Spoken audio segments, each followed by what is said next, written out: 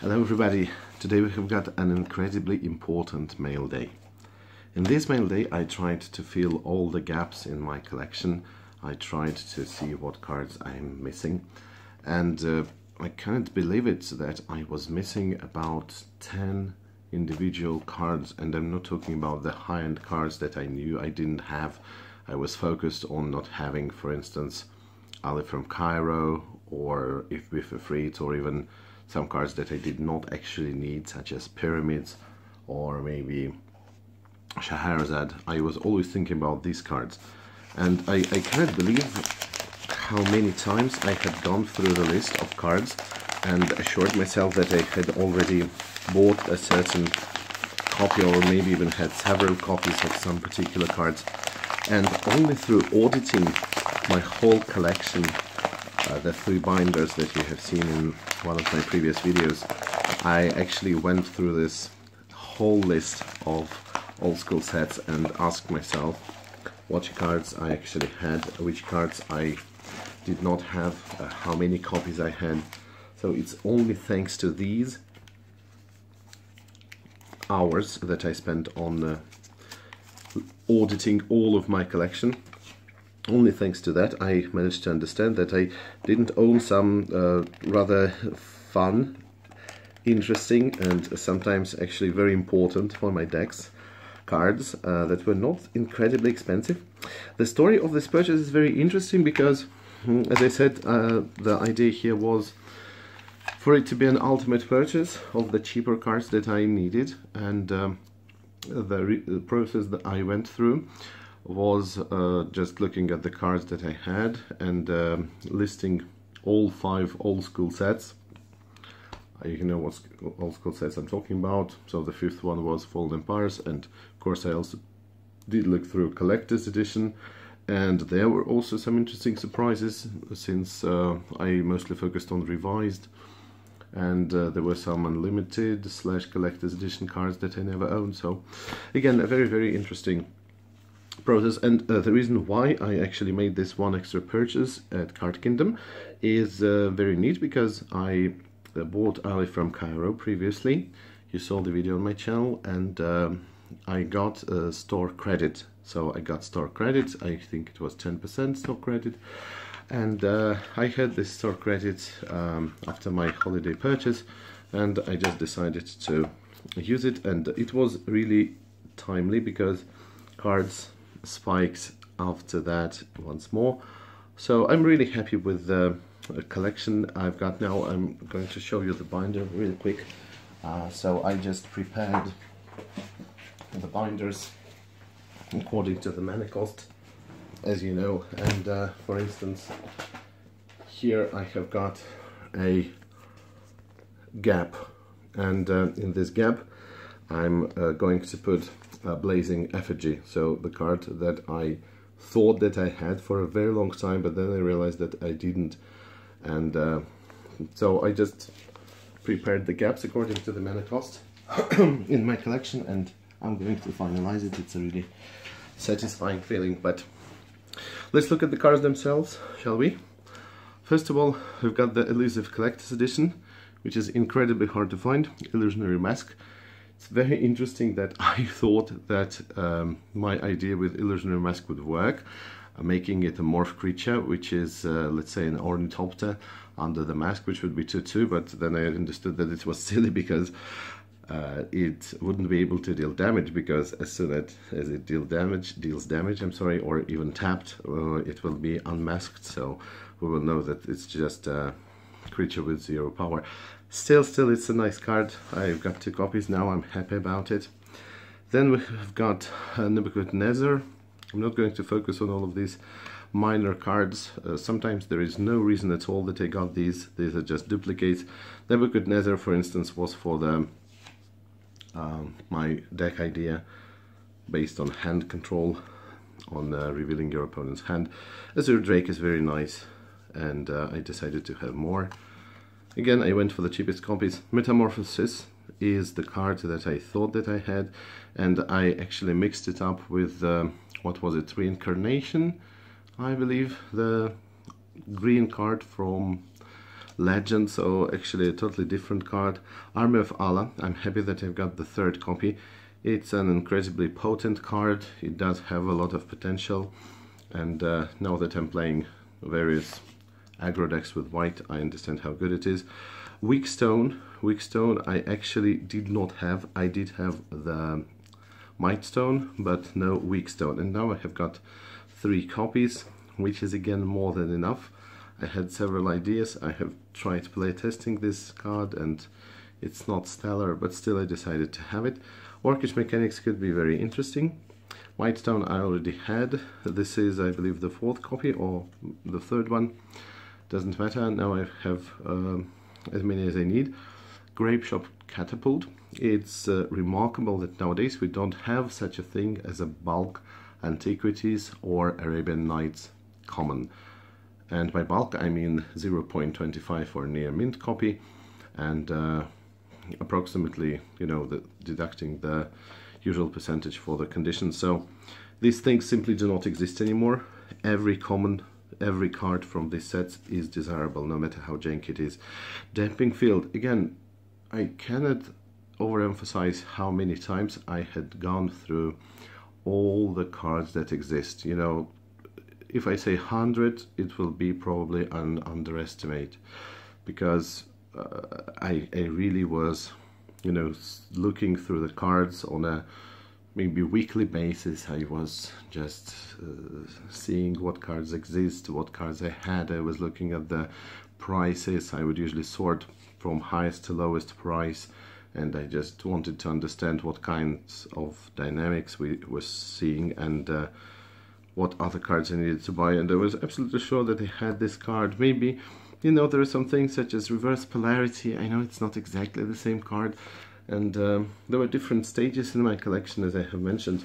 For example, at some particular stage I thought that I would get the cards that I need, then I would get the cards that I do not actually need but want for my collection, but or maybe only under a certain dollar amount, and I would go a little bit higher than that dollar amount in case the card was actually playable, and it wasn't, so very complicated. Here, yes, we sometimes had the 4th edition, I believe. This is, of course, nothing really remarkable. They are going to be put behind the more recent editions. Feedback, it could be nice for my Enchantress deck. Again, probably not. Eye for an eye. Again, these are just extra copies. If I should ever decide to brew. So, Spitting Slug, I was shown the power of Spitting Slug during the Dark Tournament, so why not? Drowned, you have heard me talk about them when I was discussing the zombie video. Venerian Gold, believe it or not, I did not have this card. It is a pretty useless card once again, but in the art I find it really weird. What is that? It's a tiny man and the wombat, giant wombat. Who is this? Very strange. The Brute, nice copy.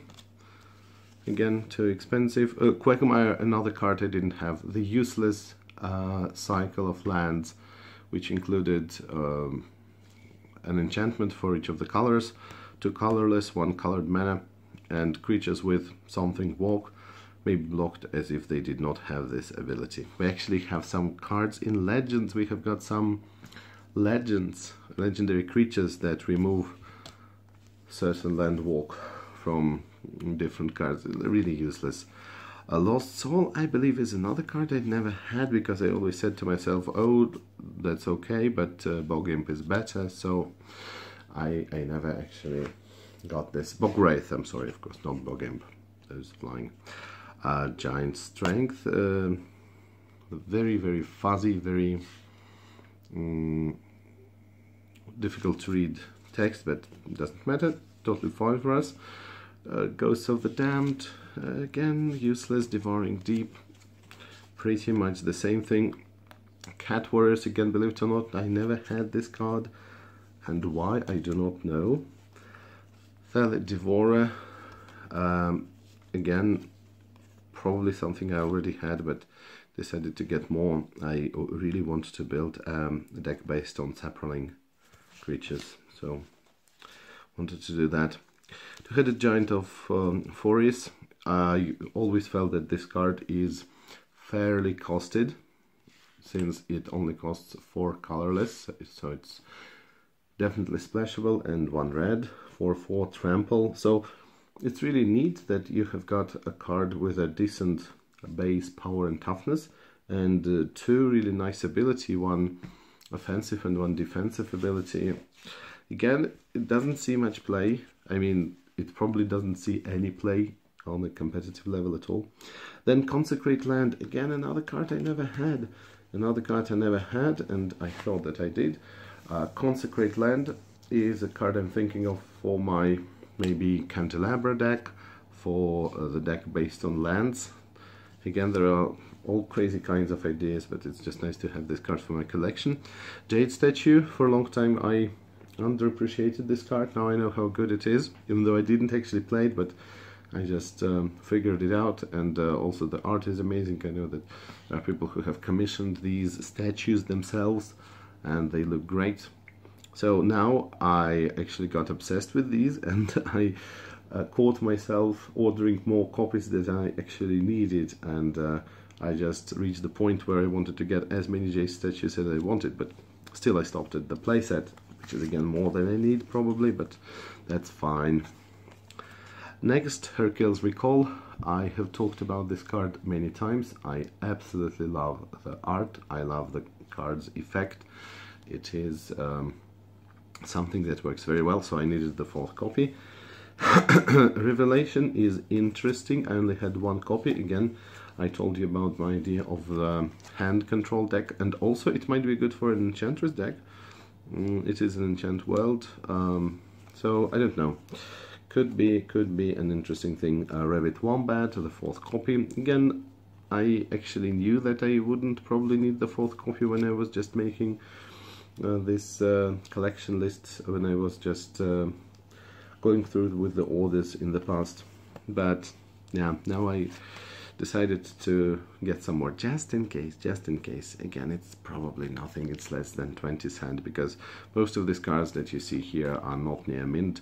They are in the excellent or very good condition at Card Kingdom, so that is really cheap. Cat Warriors, the which one edition? Chronicles, and the same thing is for Angelic Voices and Akron Legionnaires.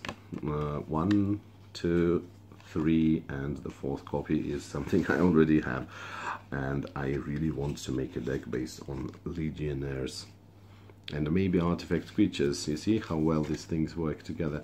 Really crazy, I know. But also is a card by Mark Poole, and I had this idea. I'm actually working on it right now, trying to test it a little bit, to make a deck based on the artists, on a certain artist. So there will be a separate Mark Poole deck. I think it could work nicely, especially because he painted quite a lot of high-profile important cards. Still, it will be definitely suboptimal, but the idea of such a conceptual deck itself, I think, will be great. We've got 1 more camel. This is the situation where I thought that I didn't have it, but I actually did. But you know, having an extra camel never hurts. Pendle Haven definitely stands out, since it's from Anthologies, I believe, so it is a later copy. It's really not the same thing, you know. It even does stand out from Chronicles, but still I decided to get it. And I have also decided to get 1 more alpha card. This is Healing Salve.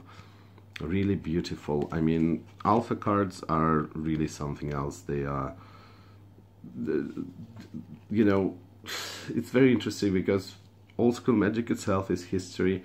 Old School Magic itself is such a great, we can say, criteria for cards, and Healing Salve, even Healing Salve, which is not a great card itself, even Healing Salve from Alpha is something that has so much impact. I don't know, any Alpha card is great, I believe. Relic Bind, quite useless, still decided to get it. Oh, Giant Tortoise. I definitely apologize that I never had this card and I thought that I did. I actually mixed up Giant Tortoise and Giant Turtle. Don't know if you're watching this and if your native language is not English, then maybe in your language there is no difference between a tortoise and a turtle. In my language there isn't, but anyway, I just thought that Giant Turtle and Giant Tortoise are the same things. But in reality, of course, I know this card much better than its green counterpart. Its green counterpart has this meandering tower shelf ability, which is actually a disadvantage, a drawback, while this one is actually a great card for 2 mana. And you know, I had seen this art such a long time ago. By the way, it's by Folio. It's very interesting because usually she does much more, I would say, maybe comical art, much less serious and realistic. So very interesting. Never noticed that. It is a great card. Again, it's just so much nostalgia from the Chandelier game. I had known about this card for a long time and thought that it was good. So it's just such a pity that I never had it. But on the other hand, it's great that I now finally own a playset of these. Next, Fortified Area for the Walls deck. Carrion Ants. I know that they are not great, but still I decided to get them. It's like Frozen Shade, only worse, which is like Killer Bees, only worse. You get the idea. But still getting one colorless mana is often much easier. You know that in old school we do have no trouble getting a lot of colorless mana. Getting a mana of a specific color might be much more troublesome, but getting that, so maybe we can use it in a Tron deck or something like that. There is one more Unicorn, a card that I had already owned, and now I might have too many. I'm not entirely sure. Probably not, and sorry about that. Let's take some time to appreciate the flavor text. The flavor text is right from Alice Through the Looking Glass by Lewis Carroll. My favorite fairy tale, I believe one of the greatest pieces of literary work, and you know, if you read it when you were a child, you should definitely go and revisit it. It's just such a deep work of literature, definitely amazing. So anyway, the Unicorn is nice. Next we've got Blood of Martyr, one of those cards that you don't really understand how it works. You look at it and you see that you have to spend life, and just doesn't look like a good deal, but still decided to get it. Now the second part, again, it is a long video, my friends, but this is the definitive video in my collection. It's not the very last one, there is one more coming soon, but by definitive I mean that we're finally you know, closing all the important gaps in my collection. And the next video will have some minor things that I couldn't manage to get from Card Kingdom. Sadly enough, I didn't manage to get some charge lands or sack lands from Fallen Empires, believe it or not, even though those are commons. I believe that they had spiked, or there had been some interest in these, and I just couldn't get them from Card Kingdom. I was really angry because I wanted this to be my very last order for a very long time afterwards. But I had to go to ABU Games, and I did get these cards, so you will see this in a video in the future. A Beast, a decent token, by the way, from them, because again, these really vary in quality, in style. Again, this is the matter of personal preference. Of course, I'm not going to use that. I have got the proper Beast tokens, but yeah, it's not terrible, that's fine. Again, thank you, it's just a gift from them. Fungal Bloom, a card that was very difficult to get my hands on, but I finally did. I mean, I did have one, then it was a beat up copy, then I managed to get 2 more, and finally I have got a playset right now. So, a lot of interesting things we can do with Fungi, I believe is the right pronunciation in plural. Dwarven Demolition Team. Again, believe it or not, I thought for the longest time that I had this card. And I was actually right, because I did have it. I did have it for maybe like 15 years, or at least 10 years. But I had it in the 7th edition, I believe. So it was a reprint with a different art. But I could clearly remember that I had this card, and I actually did, but not this copy. So as a result, you know what kind of interesting cognitive process there is that prevents you from actually understanding what exactly you have and what exactly you don't have. So very, very interesting. But the fact of the matter is that now I have got this card as well, which I don't actually need, but the art is very nice here.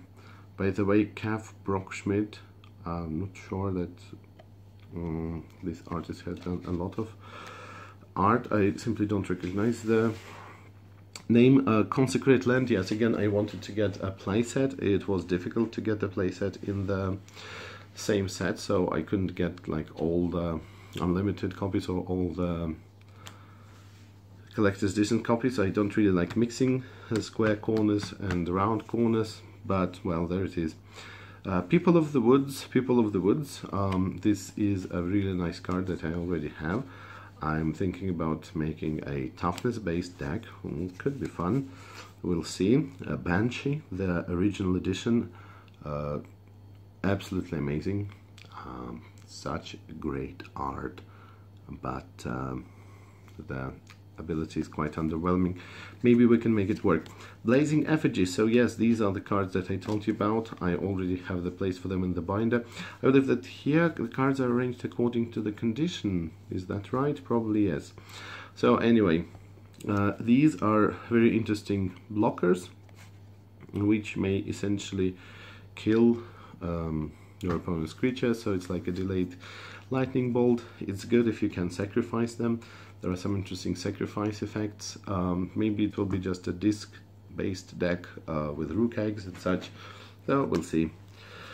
But then again, it's a pity that I always thought that I had them. And you know, probably I dislike the effect that they've got. The effect is really strange, is that they can cause this chain reaction, but this chain reaction doesn't add anything, sadly. So if this one kills this one, they will still deal the same amount of damage to a target creature.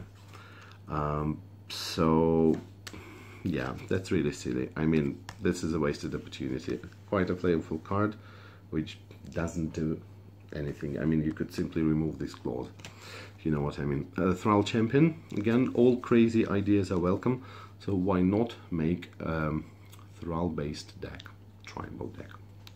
Maybe we might do that in the future. This Druid, again, some very, very strange, very clumsy. This Fallen Empires, it's clumsy until end of turn. That's just so random and useless. Occasion Town, you know that I like this card. I have by now probably uploaded the video where I talk about the tokens, and tokens I made for this particular card. Might be neat. The Cavalry, here comes the Cavalry. Martyrs, a lot of people have been talking about how they have been brewing some interesting decks based on these. We can have some, let's say, Bottle of Suleiman, deals exactly 5 damage, not to kill this one, which is really appropriate. And what else can we have? We can have Copper Tablet. We have a ton of interesting things, make them a little bit less fair for our opponent. Dragon Engine, absolutely lovely. The original edition, of course, is the best. I never had the original one, now I do. Looks amazing. Rocket Launcher, a card that is so goofy, proved to be viable, believe it or not, in different formats, in 100 card Brothers of Fire Singleton, also in a Tron deck. Could be more or less viable. Then we've got this Consecrate Land again. Let's not talk about it. The Worm, you may have seen my video. I was just so sad that I got this card only in one. I mean, I only had one water worm, not a playset, and as a result I had to play with the electric eels in the dark tournament even though I didn't have red. Squire, one of the most terrible cards in old school Magic, but still I wanted to get the second copy. Morale instead of I don't know, it's not actually instead of Army of Allah. I only have 3 Army of Allah, not 4. The ugly goblin, the ugly repulsive, absolutely hate him, but Quentin Hoover, so he knew what he was doing. He actually managed to achieve this effect. The colors are still beautiful, so if you don't look at the repulsive goblins themselves, and the ability is so underwhelming. It's just Swamp Walk 1/1 for 2 mana. Still, I got them. I got how many? 3 copies now. Holy Light, very interesting actually as a card. I did play it in White Winnie back in the day where I didn't have the right cards according to the net deck. Giant Shark already had it. There are just some more copies. Dark Sphere I never had. It's just a card that is a bit too expensive in terms of money. I believe it was around $5 for practically nothing. Again, this card looks like a very, very bad fog. I don't know. But of course, you know, when something costs 0 mana, you should always be careful because it can always be exploited. If not in this format, then in some eternal formats with the larger card pool. Wolverine Pack Rampage, we will definitely have a talk about Rampage. We will actually explore whether this ability is as terrible as we almost always think. Walking Dead, a zombie. Don't forget that it is a zombie. So I have talked about the zombie tribe in old school Magic, as you might have seen, and I said that yes, this tribe is again much more populous than you think, and I still didn't talk about my zombie deck because this was just an experiment. It was a rather, I would say, bad experiment, so it's probably safe to say that it failed. So we're going to try and find another zombie deck. Build something like that. There's some more Lost Souls. There is a Hornet Cobra, again something I had. This is a strictly worse Elvish Archer, as you can see. Headless Horseman is a zombie again. We have talked about these. Giant Turtle, not Tortoise, but Turtle. Here it is. A couple more effigies, I guess. Yes, in the different condition already. Arborian. I'm happy to have the English copy because I always forget what it does. It is a really interesting card. I personally believe it is underappreciated. It is a mode type card, which is, of course, it's not that simple, but it can be used in many ways. It can actually be used to your advantage, and it still costs practically nothing in terms of money. So I wanted to get this one for an Enchantress deck, so we'll talk about this in the future. Tidal Floods. Tidal Floods, I believe that I did not have or had only 1 copy of. To be perfectly honest with you, I forgot. But here I finally have the 3 different art, which is again very, very important for the Fallen Empires card. And can you imagine how difficult? Probably you can, because I can't. I wasn't around back then when it was actually sold. How difficult was it to get all these different kinds of art, and people were probably speculating about what kinds of copies exist, and I don't know, there was no proper internet, of course no social media, there was Usenet, but how many people who were playing Magic the Gathering were actually participating? Very, very interesting. So yeah, these things today of course would go undervalued in many ways, since they would just have the same rarity. Okay, there are some more Thrall Champions. Again, a card that I never had, would it be correct to say? So 1, 2, 3, or did I have only 1? I actually forgot. But anyway, for some interesting reason, I really, really love this art. I love the combination of colors. I love the white and black banner, or I don't know, beige and black banner if you wish. I like this guy, I like the shading in this picture. Really, really beautiful. I appreciate it. Spore Flower, again, another beautiful card. Basically, fog every turn for 6 mana if you use it with Fungal Bloom, right? No, wait, not 6, but 2, because you will put 1 counter automatically. So, interesting, interesting. Can it be viable? Don't know really. Spore Cloud, which is again a kind of a fog with a slightly different effect. Different pictures here. Initiates I already had.